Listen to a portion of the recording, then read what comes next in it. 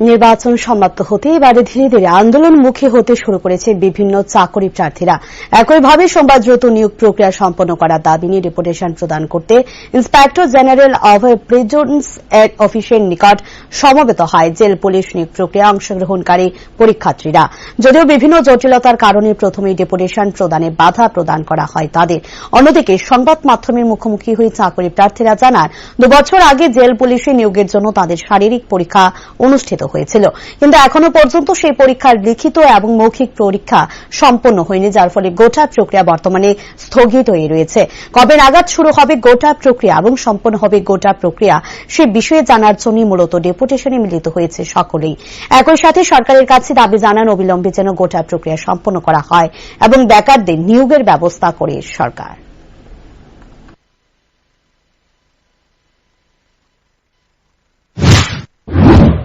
আমরা জেল পুলিশের কেন্দ্রে আমরা 2022-এ আমরা ইন্টারভিউ ছিল, তো এটা ওখানে উঠতেছে না। আমরা এক্সামের লিগে আমরা ডেপুটেশন জমা দিতে আমাইছি, তো ওখানেও কোনো কিছু চলছে না। তার লিগে কতজন আছো তোমরা? আমরা এখন আছি প্রায় 30-35 জনের মতো আছি। কি চাও তুমি?